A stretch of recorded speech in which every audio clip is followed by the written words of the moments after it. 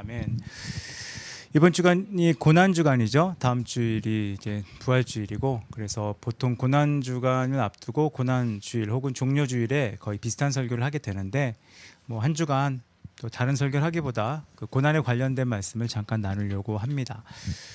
예수님의 고난에 대해서는 다 알고 계실 겁니다. 예수님은 십자가에 달리셨고요. 그리고 십자가의 형벌에 대한 얘기는 다 알고 계실 거라고 생각을 합니다. 간단히 설명하면 십자가의 형벌은 그 2세기 로마인들이 당시 식민지에 속한 백성들을 형벌할 때 가장 흉하게 엄벌하는 사형 집행 방법 중에 하나였습니다.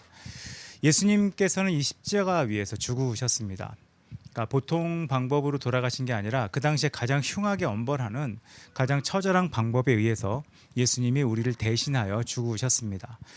여기서 예수님이 죽으심에 대한 굉장히 중요한 포인트는 자신을 위해 죽은 것이 아니라 다른 사람을 위한 죽음이었고, 자신의 잘못 때문에 죽으신 게 아니라 다른 사람의 잘못 때문에 죽으셨다는 겁니다. 여러분이 알고 있는 공자는 훌륭한 사람이긴 하지만 선생일 뿐이고요.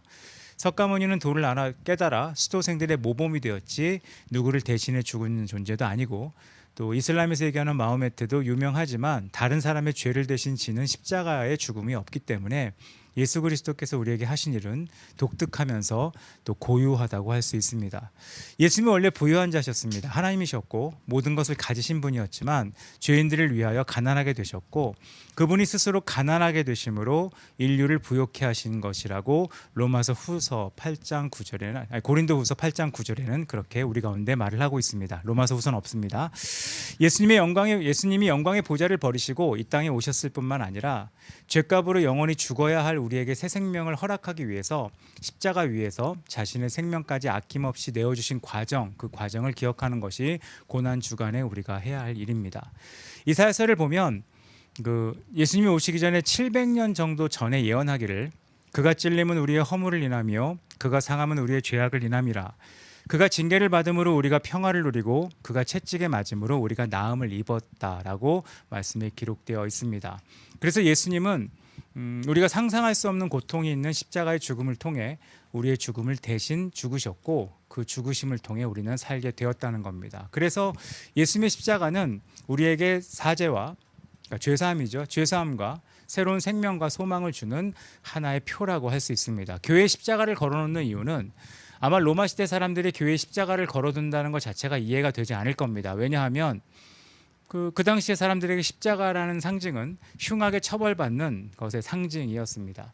마치 요즘으로 말하면 교수형을 당하는 사람들 상징처럼 교회 어딘가에 올가미를 걸어놓는 것 같은 그런 느낌을 주는 건데, 그 당시 사람들이 이해하지 못할 이 십자가를 우리가 교회에 걸어놓고 십자가를 찬양하고 십자가를 의지하는 이유는, 십자가는 죄인에게는 죄를 용서하고 의인으로 회복해주는 길이고, 하나님을 등지고 살던 사람들에게 하나님을 아버지 되게 하는 것이고, 잘못 살던 사람들을 회개하고 원래 위치로 돌아오게 만드는 역할을 하는 하나님의 통로이기 때문에 이 십자가는 정말 중요하고요. 십자가는 결국 천국에 갈 수 있도록 우리를 연결해주는 사다리의 역할을 하고 있다고 할 수 있습니다. 근데 오늘 본문을 보면 이 예수님의 죽으심에 근거해서 바울이 우리 가운데 말하고 있는 것이 그리스도의 남은 고난을 우리가 함께 가져야 된다고 말을 하고 있습니다. 이 그리스도의 남은 고난이라고 이렇게 딱 문장을 보면 우리는 좀 오해할 수 있습니다. 왜냐하면 과거에도 신학적으로 이 그리스도의 남은 고난을 오해하는 사람들이 꽤 있었습니다. 그리스도의 남은 고난을 바울이 채워야 한다고 말을 하니까 어떻게 생각하냐면, 예수님의 십자가의 죽음이 완전한 구속의 대가가 되지 못한다고 생각하는 사람들이 생겼다는 겁니다. 우리가 채워야 될 정도로 예수님의 고난이 부족했구나. 그래서 카톨릭 같은 경우는 예수님의 십자가 대속의 죽음이 조금 모자라는 부분이 있는데, 그 예수님의 대속의 죽음을, 그 모자란 부분을 성도들의 고난을 통해서 채워야 한다고 주장하는 신학자가 있었습니다. 그래서 예수님의 고난이 조금 부족하기 때문에 그분의 고난을 완전히 채우려면 우리의 고난이 추가돼야 되는데, 그런 추가되는 고난을 위해서 중세 사회에서는 고행이라고 하는 것이 있었습니다. 고행이라는 게 뭔지 알죠? 루터도 했던 거요. 자기가 죄를 지으면 하루에 1시간 이상 몸을 채찍으로 때린다든가 씻지 않는다든가, 제가 여러 번 얘기했습니다. 중세 때 믿음이 좋은 증거는 세수하지 않고 씻지 않고 손톱 깎지 않고 이러면 믿음이 굉장히 좋게 여겨졌습니다. 왜냐하면 육체를 하찮게 여기는 것 자체가 신앙에 좋다는 증거였기 때문에 이게 결국은 이제 나중에 확대되면 이제 면죄부 판배의 근거까지 되는 잘못된 생각으로 가게 되어 있었죠.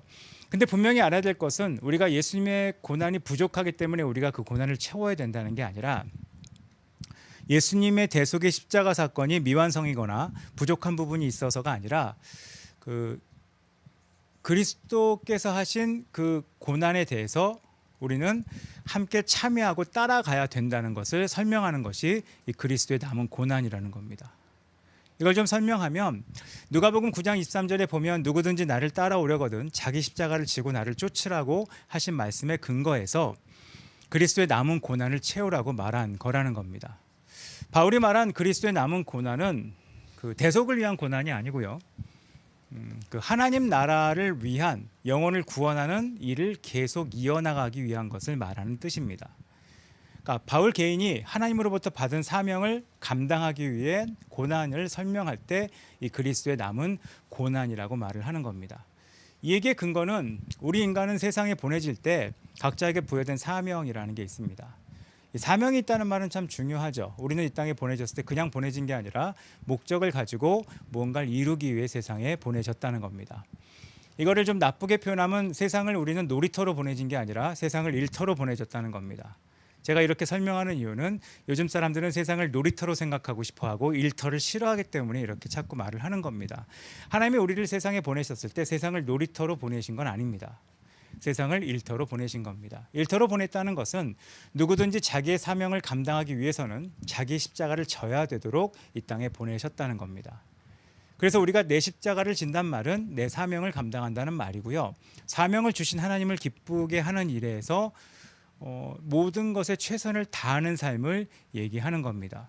만약에 이런 자기의 십자가를 지는 행동을 하지 않는다면 결국은 화평에 깨어지고 어지러워지고 우리가 살아가는 세상이 지옥처럼 되는, 그러니까 내게 맡은 사명이 뭔지 모른 채 다른 십자가를 지려고 할 때 결국 세상이 어그러지고 틀어지는 것을 우리는 볼 수 있습니다. 하늘에서 뜻이 이루어진 것처럼 땅에서도 하나님의 뜻이 이루어지는 유일한 길은 우리에게 주어진 십자가를 지는 방법밖에 없다는 겁니다. 이거를 좀 확대해서 말씀드리면 오늘날 이 땅에 하나님의 뜻이 실현되지 않는 가장 근본적인 이유, 반대로 말씀드릴까요? 과거에 이 땅에 하나님의 뜻이 실현되어 보이는 시대의 공통적인 특징은 분담된 십자가를 지느냐 피하느냐에 있다는 겁니다. 요즘은 뭐 영혼을 갈아 넣었다 뭐 되게 부정적인 말로 사용하지만 본인에게 분담된 십자가를 지고 그것을 감내하는 시대에는 하나님의 역사가 나타났고요. 그것을 피하거나 다른 사람에게 미룰 때는 하나님의 역사가 실현되지 않는 것을 우리는 볼 수 있게 됩니다. 이것은 뭐 성경에 근거가 있죠. 예수님이 십자가의 길을 가시려고 할 때 베드로는 주님을 붙잡고 그 길을 가시지 못하도록 만류했습니다. 이때 베드로는 바로 직전에 주는 그리스도시요 하나님의 아들입니다라는 놀라운 고백을 했음에도 불구하고 바로 예수님께 사단아 내 뒤로 물러가라. 너는 나를 넘어지게 하는 자로다. 네가 하나님의 일을 생각지 않고 도리어 사람의 일을 생각하는 도다라고 엄청난 꾸짖음을 듣게 됩니다. 이 십자가를 방해하는 것이 사단이고 십자가의 길을 피하고자 하는 것이 사람의 육적인 생각, 사람의 일을 생각하는 거라고 예수님이 말씀하신 겁니다. 우리는 이 원인을 좀 볼 필요가 있습니다. 사람이 사람의 정에 이끌려 아니면 사람의 생각에 이끌려 사람의 생각으로 판단할 때 십자가의 길을 막을 수 있습니다. 성경을 보면 십자가의 길을 막는 사람이 있죠. 그게 베드로였습니다. 그리고 담대하지 못한 빌라도는 사람의 의견을 의식하다가 사람의 평판을 의식하다가 손을 씻으면서 비겁하게 십자가의 길을 피했습니다. 그리고 부활의 확신이 없었던 제자들과 군중들은 예수님이 오셨을 때 환호했지만 우리가 묵상하신 분들은 알잖아요. 예수님이 예루살렘에 입성했을 때 그 어느 시대 어느 장소보다 환호했습니다. 지금의 어떤 환호, 뭐 야구장에서 볼 수 있는 환호, 축구장에서 볼 수 있는 환호, 아니면 정치인들에게 외치는 환호, 승리를 보면서 외치는 그 어떤 환호보다 더 큰 환호를 외친 사람들이 결국은 예수님이 십자가에 달리실 때 다 도망갑니다. 왜냐? 십자가에 죽으셨으니까 모두 다 도망가고 갈릴리로 가고 맙니다. 교회에 발을 들여놓았던 수많은 사람들이 결국은 이 이유 때문에 뭐 사람의 생각 때문에 혹은 사람의 평가 때문에 혹은 자신에게 있는 손해에 대한 두려움 때문에 결국 교회를 뛰쳐나갔던 것이 기독교 역사 안에도 굉장히 많이 있는 겁니다. 반대로 말하면 지금 예배드리는 여러분들은 어쩌면 자신들의 십자가를 묵묵히 지고 이 자리에 남아서 주님을 따라가는 신앙생활을 하고 있는 분들이라고 생각을 합니다. 우리가 돌이켜보면 수많은 사람들이 같은 이유 때문에 여전히 뛰쳐나가는 그런 삶을 사는 것을 여러분 보셨을 겁니다. 기독교의 2000년 넘는 역사는 자기에게 주어진 십자가를 묵묵히 지고 가는 성도들에 의해서 이어져 내려왔지, 그 시대 화려했던 교황이나 그 시대 화려했던 교회나 그 시대 화려했던 사역자들에 의해서 이어져 내려오지 않았다는 겁니다. 결국 그리스도의 남은 고난을 내가 지고 가느냐, 아니면 그리스도의 남은 고난을 피하고 세상을 따라가느냐에 의해서 하나님의 역사가 나타나고 나타나지 않느냐의 영향력이 결정되었다는 겁니다. 바울은 말하기를 그리스도의 남은 고난을 그의 몸된 교회를 위해 내 육체 속에 채운다고 말을 했습니다. 이 말이 되게 의미가 있죠. 육체 속에 채우니라. 십자가는 마음으로 지는 것은 아닙니다. 그리고 말로 지는 것은 아닙니다. 십자가를 지는 유일한 길은 몸으로 지는 겁니다. 사실 기독교인들이 마음으로 하는 걸 되게 좋아하거든요. 내가 마음으로는, 혹은 말로 하는 걸 되게 좋아합니다. 내가 말로는. 아니요, 십자가는 실제로 몸으로 지는 겁니다. 십자가를 지지 않고 안전하게 평안하게 예수를 따르고자 하는 사람들이 항상 있었습니다. 그러니까 안전하고 평안하게, 요즘은 평안보다 더 좋은 단어가 있죠. 편안하게 예수를 따르고자 하는 사람들이 있었습니다. 근데 그건 예수님께 가까이 갈 수가 없습니다. 베드로가 대제사장의 뜰에까지 예수를 따라갈 때 멀찍이 서서 쫓아가더니 결국 예수를 부인하며 저주까지 하고 십자가를 등지는 것이 마태복음 26장에 나와 있습니다. 거리를 두기 시작했죠. 두려움 때문에. 그리고 멀찍이 떨어져 갑니다. 그러다 결국은 부인하고 등지고 돌아갑니다. 십자가를 등지면 주님과 같은 방향으로 가지 못합니다. 오늘날 교회 안에서 자기에게 주어진 사명이 힘들다고 십자가를 벗어버리고 주님과 떨어져 사는 사람들이 갈수록 많아지는 시대에 우리는 살고 있을지 모르겠습니다. 이미 수십 년 전에 스탠리 존스라고 하는 목사가 이런 말을 했습니다. 십자가 없는 무덤은 불행한 무덤이고 십자가 있는 무덤은 영광스러운 무덤이라는 말을 했습니다. 결국 십자가를 몸에 지느냐 지지 않느냐가 그 결정의 중요한 조건이 된다는 겁니다. 로마서 8장 17절을 보면 그리스도와 함께 영광을 얻으려면 그리스도와 함께 고난을 받아야 한다고 말을 하고 있습니다. 누구든지 주님이 주신 사명을 감당함에 있어서 아무런 부담 없이 그 사명을 감당할 수는 없다는 얘기입니다. 우리가 예수를 믿으면 아무것도 안 하고 자동으로 될 거라고 생각하는 분들이 있을지 모르겠지만 결국 그리스도와 함께 영광을 얻는다는 것은 그리스도와 함께 고난을 받는다는 얘기고, 그리스도와 함께 고난을 받는다는 얘기는 내게 주어진 사명을 감당하기 위해 부담을 갖고 그 사명을 지고 걸어가야 된다는 겁니다. 부담 자체가 무거운 짐이 되며 그것이 십자가입니다. 예배가 부담되십니까? 십자가입니다. 말씀 읽는 게 부담되십니까? 십자가입니까? 올바로 사는 게 부담되십니까? 십자가입니다. 주님 뜻대로 사는 게 부담되십니까? 십자가입니다. 매번 꼬박꼬박 뭔가 신앙을 지키는 게 힘드십니까? 그 짐 자체가 십자가입니다. 그걸 지지 않고 어떻게 편하게 할 거냐? 절대로 그것은 고난을 참여하는 일이 아니라는 겁니다. 그게 십자가예요. 십자가 별거 아니에요. 그렇게 하면 부담이 되는데요. 그것 자체가 짐이고 십자가입니다. 그 짐을 지고 걸어가면서 예수님처럼 살이 찢겨지고 피를 흘리며 육신적으로 져야 합니다. 제가 이번 주 중에 수영을 했는데 저희 코치가 좀 이렇게 체력을 늘리겠다고, 결국 실패했어요. 체력을 늘리겠다고 했는데 그 장거리 수영을 하자 그랬어요. 장거리 수영을 하자고 했는데 뒤에 따라오는 분들이 힘들어하니까 되게 천천히 돌았습니다. 천천히 돌아서 38바퀴밖에 못 돌았어요. 근데 38바퀴 돌았는데 38바퀴 돌면 죄송한데 숨이 별로 안 차거든요. 숨이 별로 안 차서 되게 전 편하게 돌았다고 좋아했는데 저 뒤에서는 아주머니가 웃으면서 이렇게 운동하면 운동이 안 돼요 라고 말을 했어요. 안 되죠. 한 45바퀴 정도 돌 수 있는 속도로 돌아야 운동이 되거든요. 운동도 그렇습니다. 운동이 부하가 없으면 운동이 되지 않습니다. 그래서 나가서 운동하시는 분들 보면 돈 내고 고통당하는 일을 기꺼이 합니다. 그거보다 육체 연습보다 우리의 경건의 연습은 훨씬 나아야 되거든요. 우리에게 부담이 된다. 신앙이 이렇게 부담이 되면 싫어요. 부담이 되면 싫어요. 운동이 이렇게 부담이 되면 싫어요. 똑같은 얘기예요. 공부가 이렇게 부담이 되면 싫어요. 그럼 애들 공부 다 해놔야 됩니다. 밥 먹으니까 배가 좀 부은 느낌이 부담이 되고 굶어야 돼요. 짐이라고요. 짐.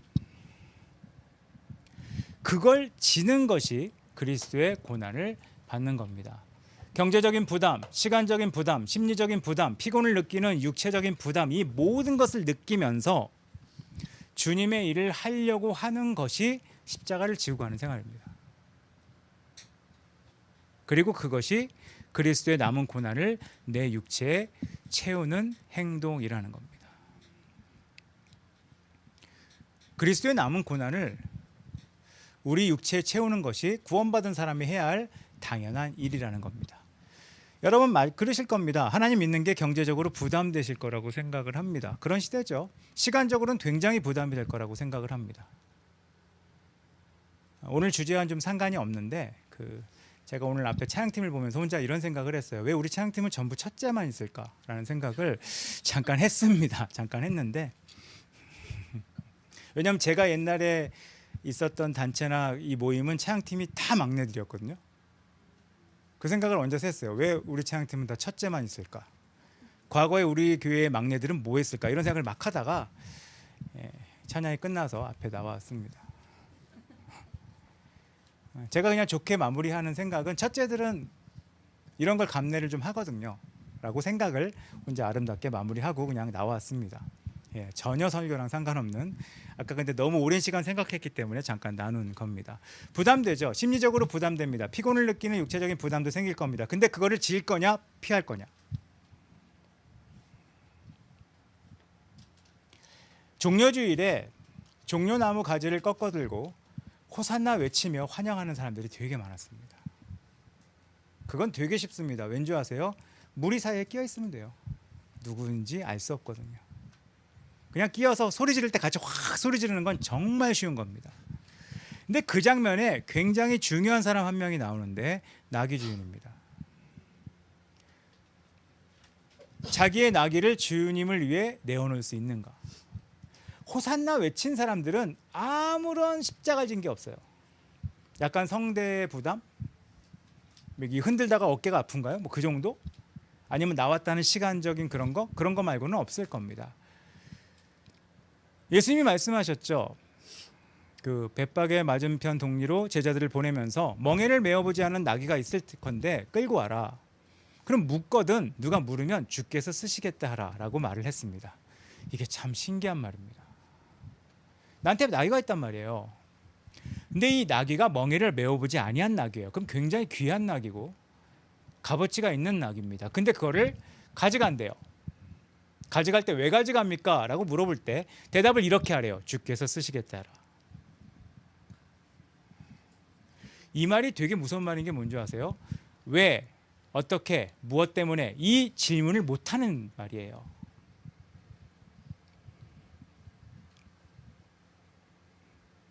요즘 세대가 좋아하는 말 3가지가 있대죠. 제가요? 이걸요? 왜요? 그리고 하나 더 붙이면 지금요? 이 4개. 이 4개면 모든 업무를 막을 수 있다 그러죠. 제가요? 이걸요? 왜요? 갑자기 이렇게 말하면 주께서 쓰시겠다라는 말 자체에 들어있는 내용은 왜와 어떻게와 무엇 때문에 모든 이유를 한 번에 지워버리는 말입니다. 이해가 되지 않을 때 갑자기 나귀를 달래요. 사실 따지면 이해가 안 됩니다. 왜 나귀를 타고 들어가세요? 말도 있는데 나귀를 타면 뭐가 폼난다고? 아니면 차라리 걸어 들어가시지? 뭐 별 얘기를 다 할 수 있는 겁니다. 이해가 되지 않을 때, 주님의 명령이 나의 이해 안에서 해결되지 않을 때 이걸 해결하기 위해 기다리는 사람들이 있습니다. 우리는 이렇게 생각하죠. 그 사람이 이해 안에 해결되면 할 거야. 아니요. 그 사람은 이해하면 하려고 이해하고 싶어하는 사람들은 대부분 아닙니다. 대부분은 명령을 거절하기 위해 이해를 요구하는 사람들이 훨씬 더 많이 있습니다. 우리는 이해를 앞세우지 말고 명령을 앞세워야 될 필요가 있습니다. 신앙은 그래요. 신앙은 이해를 앞세울 영역이 아닙니다. 수많은 사람들이 이해하려고 접근할 때 그 이해는 알면 하겠다는 뜻보다 이해가 안 되니까 안 하겠다에 더 강조점이 있기 때문에 그렇습니다. 십자가를 져야 한다. 그리스도의 남은 고난을 져야 된다. 여기에는 이유가 없습니다. 왜 이유가 없냐? 이상한 말이지만 십자가를 지지 못하는 이유가 너무 많기 때문입니다. 이걸 핑계라 그러죠. 핑계 되게 많잖아요. 우리가 하나님 앞에 뭔가 헌신합니다. 헌신하지 않을 핑계가 얼마나 많아요. 수천 가지 이유가 있습니다. 모임이 있습니다. 모임에 오지 못할 이유가 수천 가지가 있습니다. 정직하게 못 살아야 될 이유가 수천 가지가 있습니다. 세상에서 이렇게 살지 못하는 이유가 수백 가지가 있습니다. 그래서 그 이유를 다 들면 우리는 아무것도 하지 못합니다. 이거에 대한 대안은 모든 이유를 조목조목 항의하는 것보다 이유가 없는 게 가장 낫습니다. 그게 예수님이 쓰신 방법이에요. 주께서 씻으겠다 하라. 전 이게 훨씬 맞고 훨씬 나은 하나님의 방법이라고 생각을 합니다. 요한복음 12장 24절을 보면 한 알의 밀알이 땅에 떨어져 죽지 아니하면 한 알 그대로 있고 죽으면 많은 열매를 맺는다는 말씀이 있습니다. 기독교의 역사는 십자가 지는 사람들이 있는 만큼 부흥이 되었습니다. 그리고 기독교 역사는 그리스도의 남은 고난을 채우는 사람이 있는 만큼 변화가 생겼습니다. 결국 자기 육체의 그리스도의 고난을 채우느냐 채우지 않느냐 그거에 의해서 하나님의 나라가 영향을 받도록 하나님은 세상 가운데 나타나셨다는 겁니다. 이번 주 한 주 동안 좀 묵상하시면 좋을 것 같아요. 예수 그리스도가 받으신 고난, 그 고난에 우리는 비교가 안 되는 십자가를 지고 있습니다. 근데 그것마저도 우리는 수많은 이유를 대면서 하나님의 뜻에서 피하려고 하는 삶을 살게 됩니다. 그것이 우리에게 뭘 줄까요? 손톱만큼의 편안함? 손톱만큼의 시간적 여유? 손톱만큼의 경제적인 여유? 그것이 우리에게 결국 뭘 낳게 하겠습니까? 결국 우리는 아무것도 하지 못하게 된다는 겁니다. 한 주 동안 그리스도의 고난을 좀 기억하시면서 우리가 져야 될 십자가가 무엇인가? 여기 오신 여러분들은 이미 십자가를 지고 오늘 오셨습니다. 오늘 길이 되게 많이 막혔잖아요. 날씨가 좋다고 어딘가로 가는 사람들. 날씨가 좋죠. 교회에 못 나올 이유가 수천 가지가 나옵니다. 미세먼지가 많아지죠. 교회에 안 나올 이유가 수천 가지가 많아집니다. 그런 수천 가지 수많은 이유. 자녀가 어리면 못 나올 이유가 수천 가지입니다. 자녀가 좀 크면 못 나올 이유가 수천 가지입니다. 자녀가 청소년이면 못 나올 이유가 수천 가지입니다. 그 수천 가지 이유를 다 무시하고 예배드려 왔다는 것 자체도 여러분은 이미 십자가를 하나 지고 있다고 생각을 합니다. 앞에 차양팀 서시는 분들, 차양팀을 안 해야 될 이유도 수천 가지입니다. 차양팀을 못할 이유도 수천 가지입니다. 그 모든 수천 가지 이유를 내려놓고 그냥 주께서 쓰시겠다는 것에 자신을 드리는 행동, 이런 것이 굉장히 귀한 거거든요. 한 주 동안 내가 어떻게 하나님의 우리에게 주신 그리스도의 남은 고난에 동참할 것인가를 좀 생각하면서 그리스도는 고생하셔서 나는 잘 살게 됐다. 그렇게 구원을 이해하는 분들이 있는지 모르겠어요. 그것이 아닌 그리스도의 고난에 동참하는 여러분 모두가 되시기를 좀 간절히 바라겠습니다. 한 주를 그렇게 보내시면 참 좋지 않을까 생각을 합니다. 뭐 옛날에는 고난에 동참한다고 미디어 금식하고 그건 고행이고요. 그거 말고 내가 져야 될 십자가가 무엇인가?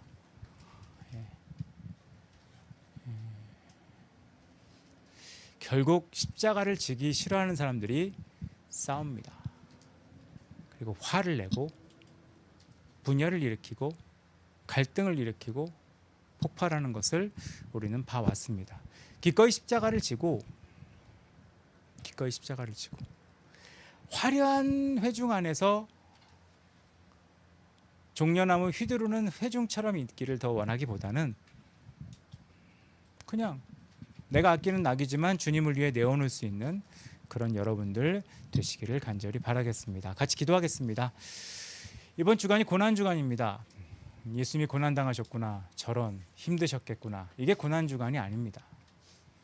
그런 걸 원하시면 순국열사들이 있는 현충원에 가셔서 그분들이 당한 고통을 묵념하듯이 생각하는 게 훨씬 낫습니다. 그리스도의 고난은 우리에게 남은 고난을 주신 것이고 그 남은 고난은 여전히 하나님 나라를 만들어 가시는 그분의 일에 우리가 기꺼이 부담을 감내하는 것이라고 말씀드렸습니다. 이 시간 좀 정직하게 고백하죠. 예수 믿는 거 이젠 부담스러운 시대가 됐습니다. 다 부담스럽죠. 성경 읽는 것도, 기도하는 것도, 예배하는 것도. 부담스러운 거 정상이에요. 부담스럽지 않다. 여러분은 아무것도 하지 않는 겁니다. 기꺼이 부담을 감내할 수 있는 것, 이것이 그리스도의 남은 고난에 동참하는 건데 우리가 그 고난에 동참할 수 있도록. 하나 추가 말씀드리면 자녀를 양육하는 분들, 자녀 양육은 짐이 됩니다. 왜 짐이 될까요? 짐이 되죠. 당연히 짐이 되죠. 근데 그게 우리에게 주신 남은 고난의 일부가 될 수 있습니다. 하나님, 내가 그걸 기꺼이 감내할 수 있도록 수많은 이유를 대면서 피하는 게 아니라 주께서 쓰시겠다 하라고 할 때 나귀를 내놓듯이 기꺼이 남은 고난에 동참하는 우리 모두 될 수 있게 역사해 달라고 잠깐 기도하는 시간 갖도록 하겠습니다. 같이 기도하겠습니다.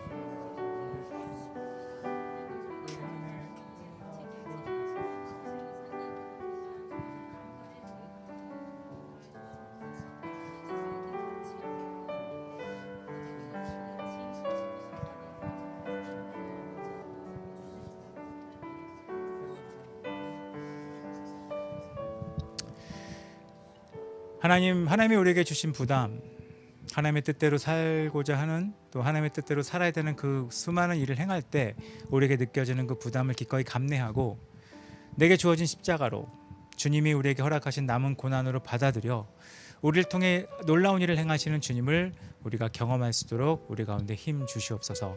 사람의 생각으로 십자가를 피하거나, 사람이 두려워서 십자가를 회피하거나, 결과가 두려워서 도망가거나 그런 행동을 하지 않게 하시고 기꺼이 우리에게 주어지는 부담을 받아들이고, 그래, 지금 같은 세상에 하나님의 뜻대로 살기에는 당연히 부담이 있다는 것을 인정하고 더 적극적으로 십자가를 지고 남은 고난에 동참할 수 있는 우리 모두 될 수 있도록 하나님 역사하여 주시옵소서.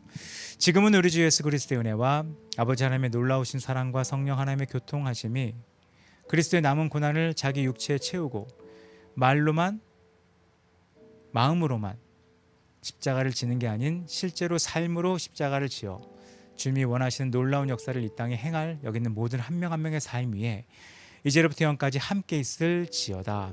아멘.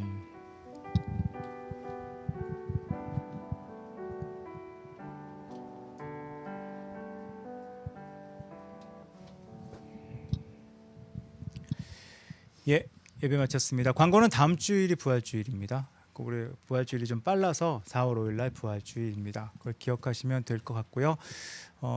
대표기도 이렇게 보시고 잘 따라 보시면 좋을 것 같습니다. 여기도 보면 주의자매 말곤 다 첫째입니다. 서로 교제하시고 이후 시간 가지시면 되겠습니다.